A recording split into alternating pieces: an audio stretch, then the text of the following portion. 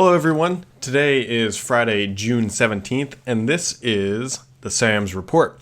So if you're trying to watch the video and you're wondering why there is no video this week, as I have noted the past couple times, I'm in the process of actually building a studio in my basement, and this has been the nuclear week. So my entire office is completely destroyed right now, and getting actually my microphone and everything else set up was a bit of a challenge. And there's really nothing to see. Everything is down off the walls. It's just cinder block. And, well, on the floor, there is now what's called dry core, which is it's a material that has like a plastic bottom and then like a wood material on the top that gives you some separation between the floor for sound dampening and just, I don't know, make things a little bit easier to work with. And blue lines all over the floor where things are going to be put down. So the good news is actually tomorrow material is actually supposed to show up at my house for the walls, and I should be able to hopefully, with a bit of luck, get one wall done before next week's show. So hopefully I can go back to video, but the entire studio will definitely not be done because we just ordered the desks. Actually, we're going to order them today, and they'll take, I think, 2 to 3 weeks to arrive. So it's going to be a little bit of a mishmash here, but we're going to continue on because I love doing the show and it's a lot of fun. I look forward to this every week. So that's just kind of why there's no video, and hopefully next week there will be. A couple other kind of housekeeping announcements here. So I've talked about this as well. Thurrott.com should have a pretty big announcement. I think it's going to come next week, and it's going to kind of give some insight to some of the things we've been working on and some of the things that are still to come.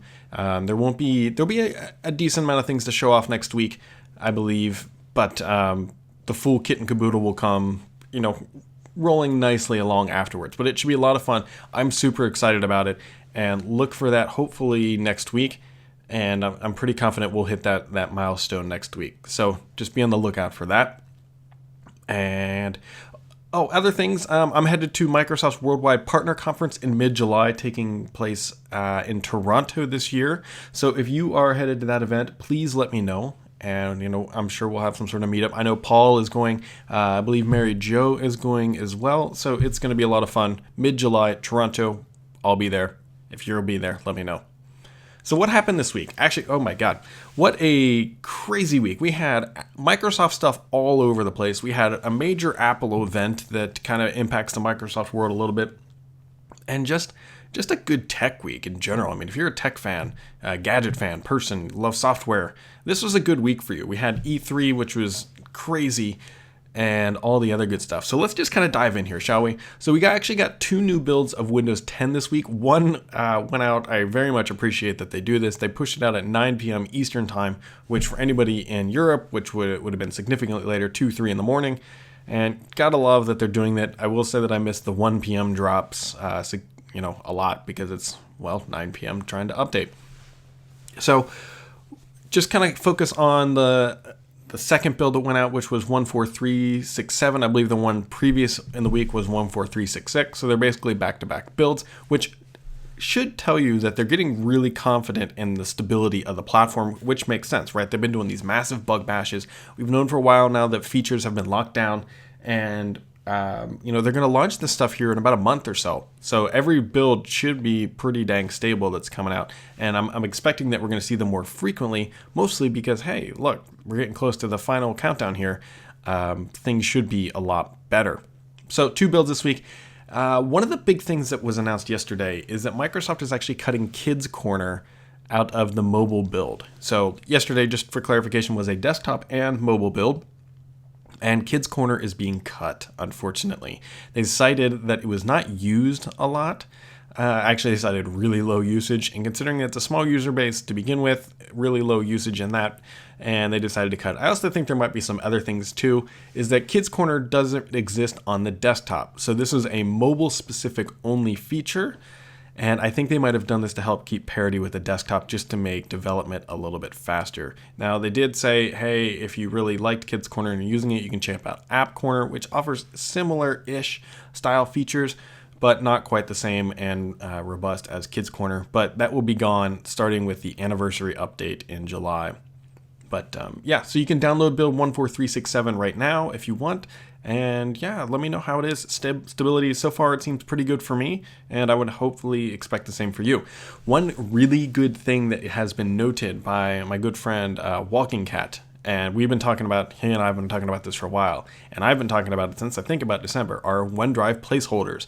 The last couple builds have omitted a feature called cloud files. Now, cloud files are pretty much what everybody believes to be placeholders from OneDrive. The good news here in 14367, cloud files are back.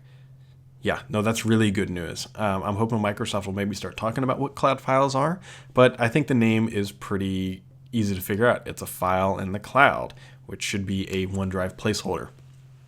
So that documentation and hints about cloud files are back in the latest builds. This is really good news. I got really kind of upset when they pulled that from the last couple ones, thinking, hey, maybe they're giving up on this again for the second time.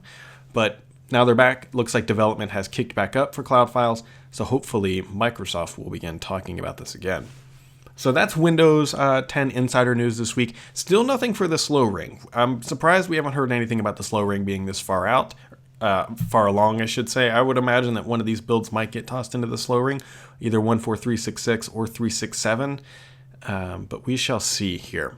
So that is insider news for the week.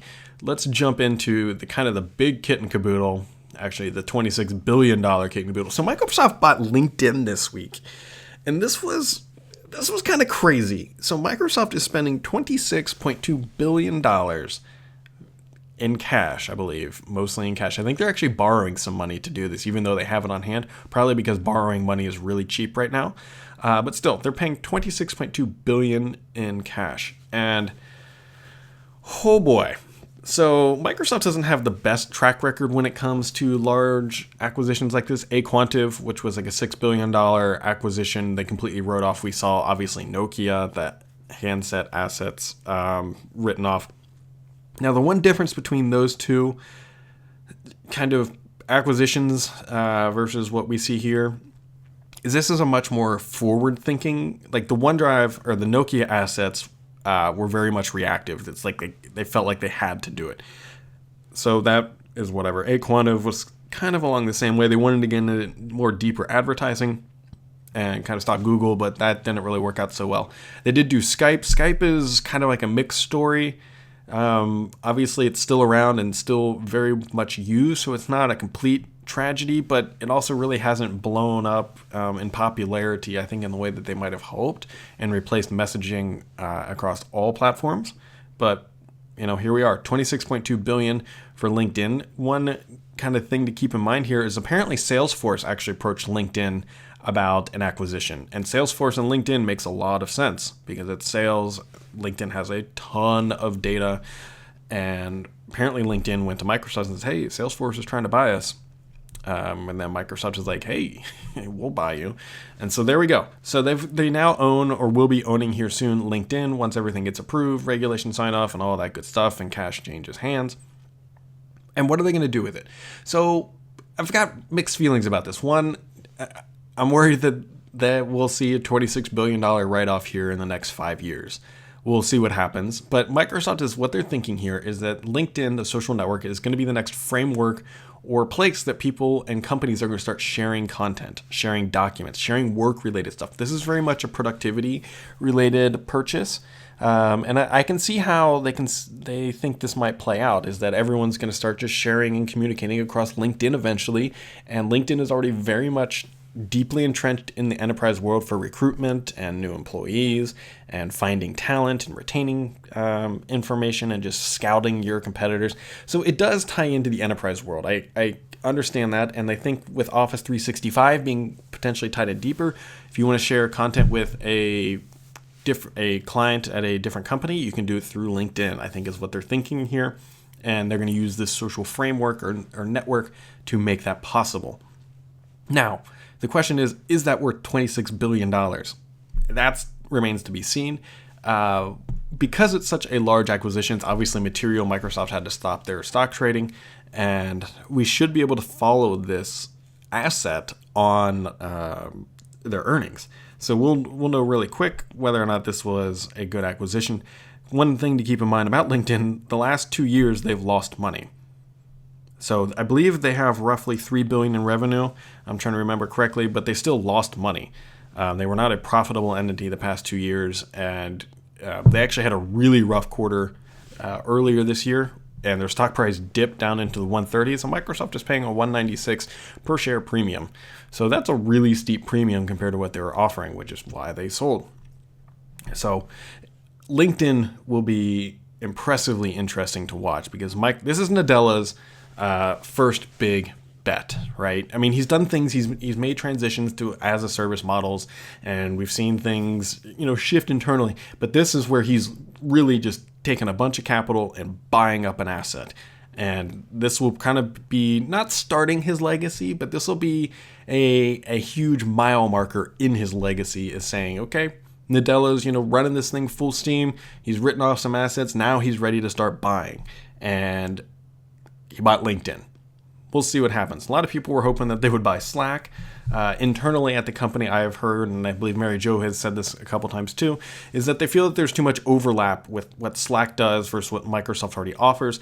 Not that that should really stop them because they've bought overlapping products before, but we'll see. They didn't buy Slack. I think this also very much means that Microsoft is not buying Salesforce. There were a lot of rumors or kind of speculation that Microsoft would actually go after Salesforce and try to buy them.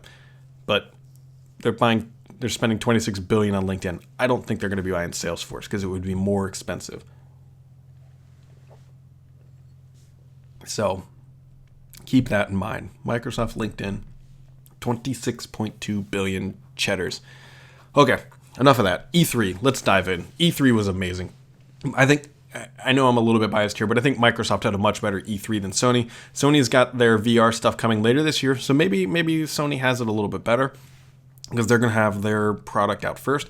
Although the early reviews of what Sony is doing, and I firmly believe this using an HTC Vive, you cannot take a 2D or 3D game and turn it into a VR experience. It doesn't work. You need to start from the ground up.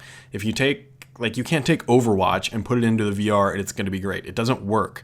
And that's a lot of what Sony announced with their VR stuff is, hey, this game is coming to VR too, but it doesn't work.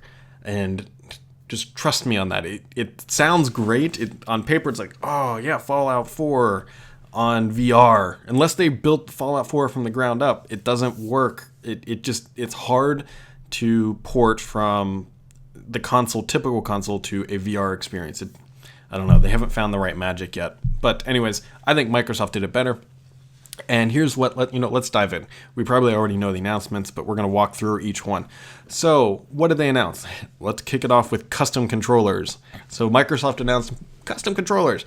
The sad thing about custom controllers here is that it's not the Elite. It's the basic standard controller, and you can millions of colors. You can change it up. You can make it your own. And don't get me wrong, they look great. And I believe they're $79. It's going to ship this fall.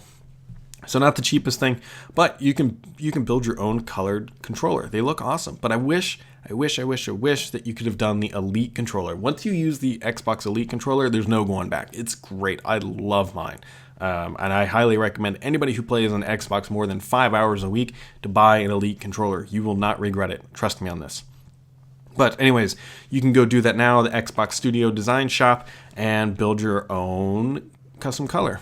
And actually, I was wondering, and I don't know if I'll have room for this with the new studio, I'd actually like to build a couple custom controllers to mount on the wall because they look great personally. They're just not the Elite ones. So moving on, Xbox One S. This actually leaked out, imagery of it leaked out a day before. So it wasn't the biggest surprise, but yeah. So Xbox One S, 4K video. I believe that is using HDMI 2.0. Updated standard controller, 40% smaller, $299, coming in August in white. And the biggest non-surprise about the new console, no Kinect port. Microsoft stopped including the Kinect with the Xbox One. Actually, they decoupled it. I guess you could still buy it, but nobody's buying the Kinect. I unhooked mine a long time ago because it's let's face it, it's useless. It's useless in the gaming world right now. It was never properly utilized. It was too much pomp and circumstance around it, and Kinect still has its applications, but I don't believe it's in the home console, at least at this time. So no Kinect port. If you do have a Kinect and you want to connect it to the device, Microsoft is selling a very odd and whatever. It's a USB adapter that allows you to connect to the Xbox One S. So you can get that. It is free, but it's a rat nest of wiring and power cables and whatnot to make it work. I'm sure the engineers who had to build that just loved to know that they were building something that was probably never going to be used or extremely rare. But that's the Xbox One S. It is a lot smaller. The other nice thing about it is it has an integrated power supply. So it's not just 40% smaller with a huge brick like laying behind it. No. It's a nice compact package. Now, the reason I think Microsoft is doing this, and we'll get to this here in a second, is this is going to be the long-term console. This is going to be the console that is around for the next 7 years, I think. I guarantee that this console is cheaper to build, has the 4K video output, video playback. Now keep in mind, that's not 4K gaming, that's just 4K video output. Great for Netflix, and at $299, it's a great little machine. But I think this is a cheaper box to build, and this is going to be their long-term play for the Xbox One, and they're going to phase out the larger one. That's my hunch. And so it comes with, I believe, a 500 gig drive standard for $299, and if you want the $399, then it's a 2 terabyte. So what was a little bit befuddling about the E3 is not the Xbox One S. It was that Microsoft, I can't believe they did this. I'm really surprised, but I'm happy and joyous and whatever. They announced the Scorpio. They actually talked about Scorpio on stage. And so the Xbox Scorpio is the next, I believe it's going to be considered next-gen hardware because it's going to have 4K gaming, 6 teraflops of power, which isn't, 6 teraflops is a lot, but go look at what the 1080 NVIDIA 1080 can do. It's in typical console fashion, it's a little bit less, actually a decent amount less than what PC gamers will experience. But also keep in mind that the console is a different beast, right? The console is not a general compute device. So all 6 teraflops are dedicated towards just gaming. And so you do get some benefits there from the optimization of the hardware dedicated directly towards that. But it's coming in holiday of 2017. There's going to be VR experiences with this stuff. And 4K gaming is already said. But the cool thing is, all games that you buy right now are backwards and forwards compatible. Microsoft is making this promise. And Microsoft, I swear, if you go back on this promise, like you did the HD TV, DVR stuff, there's going to be hell to pay. So they made the promise that all games are forwards and backwards compatible that you buy right now.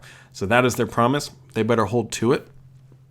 But that's kind of their offset, because it's like, okay, so they announced the Xbox Scorpio is coming next year. Why the heck would you buy an Xbox One S? Well, here's kind of the thing. I think the Scorpio is going to be very expensive, much like all consoles are. I'm thinking probably $399, $499 potentially. So it's not going to be cheap when it gets announced. The Xbox One S is their long-term play. I would imagine that by the time the Scorpio comes out, I bet the Xbox One S is probably $279, maybe even $249 at that point. So it's going to be much cheaper. Xbox One, the original, might be completely gone off shelves at that point. We'll see what happens. But I think that's their play, is that the Xbox One S is just going to keep ratcheting down in price, and then the Scorpio comes out, and it's their new high-end flagship. So this is kind of what I was talking about before launch. What they can do is take the PC model. So they can release a game just like they do for the PC. This is exactly how it works on the PC. Right now, you can buy a PC game that does 4K and 1080p gaming, right, in the same game. And that's what they're going to start doing here for Xbox games. Is that if you have an Xbox One S and you buy the same game that's on the Scorpio, it just runs at 1080p or whatever, 960p or whatever the heck the resolution is. Or if you buy it on the Scorpio, then you get it at 4K. Same game, same features, just different resolutions because you're running different devices. It's the exact same way the PC model works.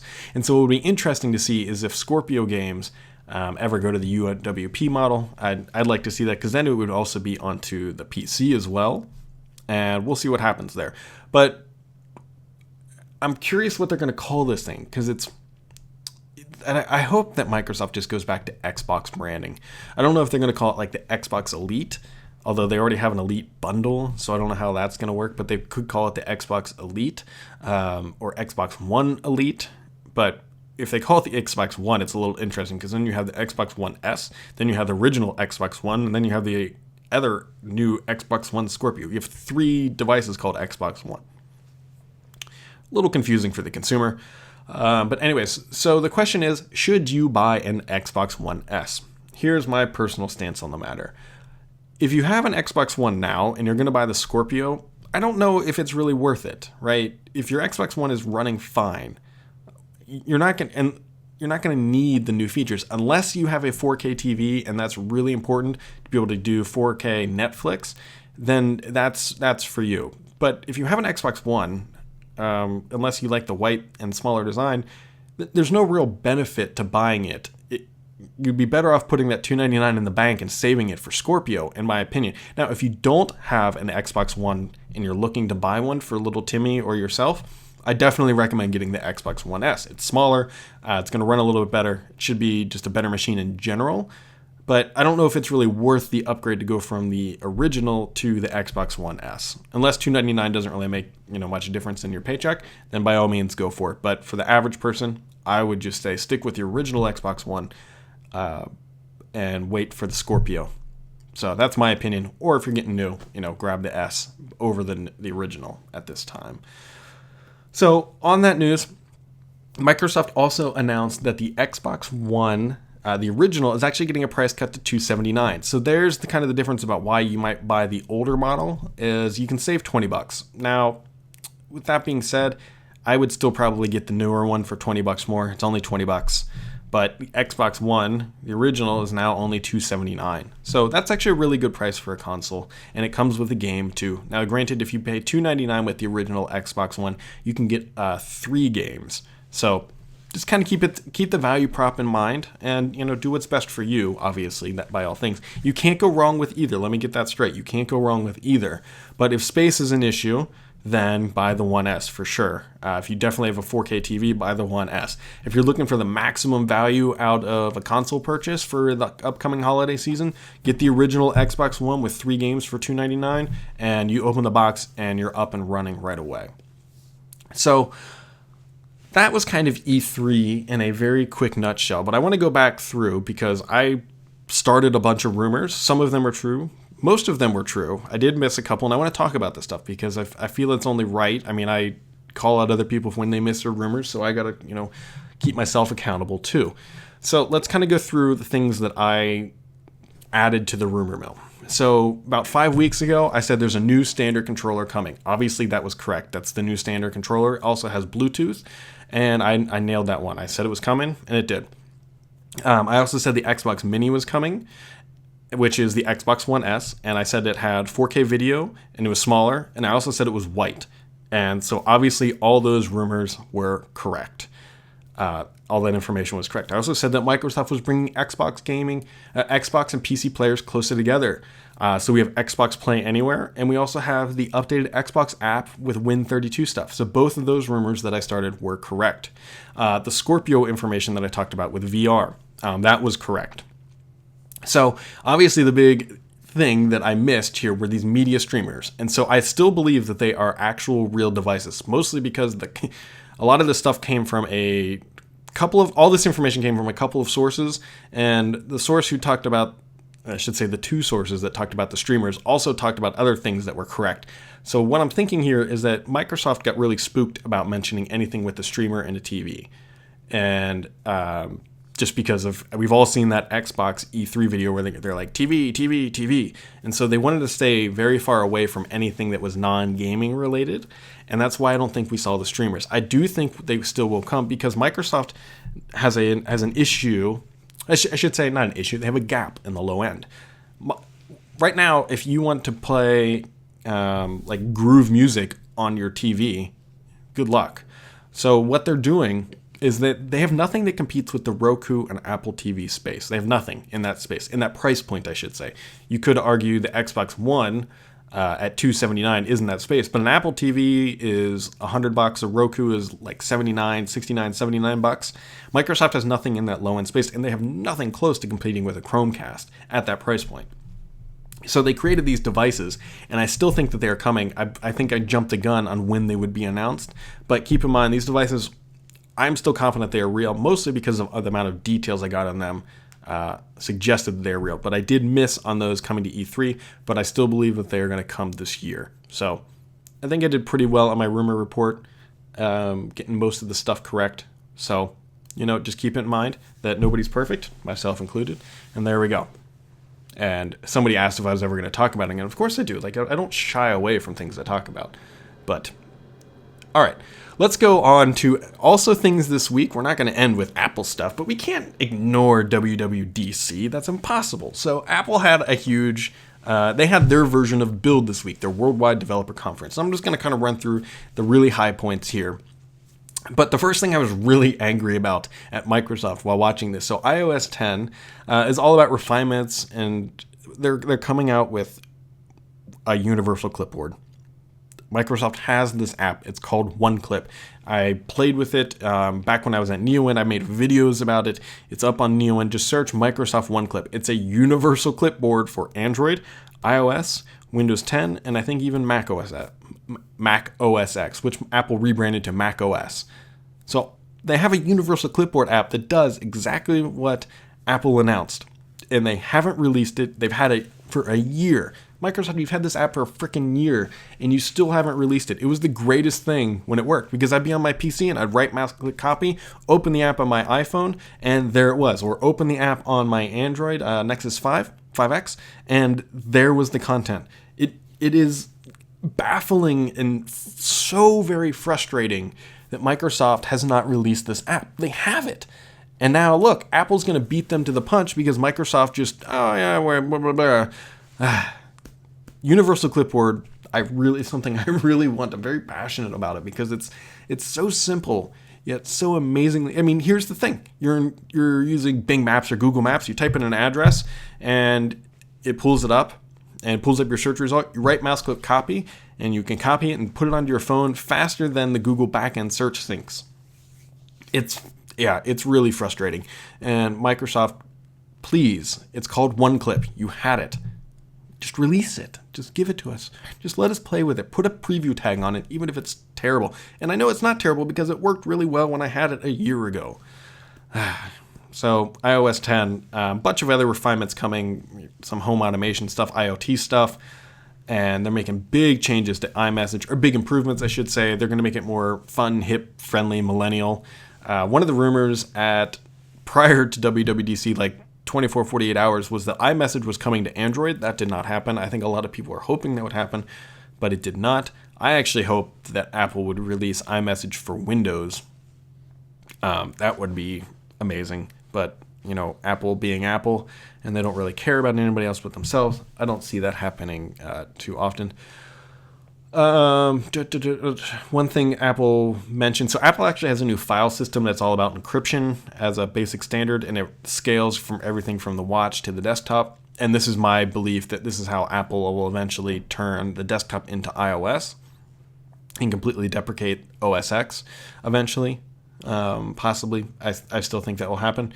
But they took a lot of pot shots at Google about advertising and building profiles and user stuff, and Apple's like, nope, we don't do that, which they don't, because Apple doesn't make money from advertising, at least not most of it. They make money from hardware, and they're still a hardware company, and so they don't care about building profiles and serving you contextual ads. They don't need to. That's just not what they do. So they took a lot of shots at Google. It's kind of funny. One post I'm going to have to write up here for Threat here. I'm going to be really interesting to see how Siri is finally coming to the desktop. And so I did a poll yesterday on Twitter asking how many people actually speak, not use Cortana, but just speak to Cortana. And it was roughly 2/3 of the people said they don't speak to it. I don't personally speak to my PC. I just don't like to. It's usually more of a pain in the butt. I can type faster, and I know when I type it's going to be right the first time rather than the dictation, which is good, but you still have to wait. Like, you say something, and then you're like, okay, did it actually dictate it correctly? So I'm going to be curious to see if Apple can actually convince people to talk to their computer. They now have Siri on Mac OS. I keep only calling it Mac OS X, but it's just Mac OS. They're going to have Siri on the desktop, and it functions very similar to Cortana, but I'll be curious to see if they can actually overcome that barrier and get users to talk. So it'll be interesting, mostly because Apple has done a good job for the most part of getting people to talk to their cell phones, not talk on, don't get me wrong, but talk to their cell phones. So it might be an easier transition for those users who are already using a Mac once Siri arrives to actually start talking. Other things that they talked about, watchOS has been overhauled. It's not a dumpster fire that it has been for the first 2 iterations. And it's funny, it took Apple 3 tries to get the interface on the watch to be much better and actually usable. Kind of sounds like Microsoft. It took them 3 tries to get the Surface. So maybe 3 really is the charm in the tech space. But watchOS got a major overhaul. If you have an Apple Watch, just be on the lookout for that stuff. But yeah. All right, jumping back to Microsoft. Microsoft has a new tool out, a new refresh tool that makes it easier to do a clean install of insider builds. I'm not sure if you can do this with standard builds yet, but I'm sure it's eventually coming. But really, it's just an easy way to run the tool and get a complete clean install of Windows. So that tool is now out. I think it's just called Windows Refresh Tool, aptly named. And check it out if you're in, if you need to redo it. One of the things that this actually really helps with is if you are in an older insider build and you can't see the new builds, this tool will actually help. Now, granted, you're going to have to refresh, but this should actually help get you up to date. Other things announced this week, Microsoft formally announced that it had reorganized their Office team around tasks. So, if you keep an eye on Microsoft org charts, they have been reorged. And we're going to end here with Microsoft actually, this is kind of funny. I wrote this up just because I thought it was kind of funny here. Microsoft actually released a migration guide going from Chrome OS to Windows. And at first when I saw this, I was like, oh man, they probably just put together some document. No, this is like really depth and intense migration guide. Now granted, Chrome OS isn't really making a lot of penetration into large corporations, but it definitely is in the educational space. So for any schools that are looking to go back to Windows, or to Windows from, I don't know, maybe they probably went, more than likely they went Apple to Chrome OS, and they're looking to go to Windows. There's actually now a pretty in-depth guide about how to do that from Microsoft. So what a kind of busy week for Microsoft. I'll be curious to see what we have coming up here. Keep in mind that Microsoft's fiscal year end is June 30th. So at the end of June, we'll actually be able to take a full year look at Microsoft's health and see how they're doing, see how this past year went for the company. Earnings come out typically late July, and then we'll have some good stuff. Actually, we're planning some big stuff for throughout here about Microsoft's year end. So keep an eye out for that. And what this really means for you all is that Microsoft is now in the planning stage. If you follow any of the execs online, they're probably grumbling, possibly externally, about having to do budgets and get everything else lined up.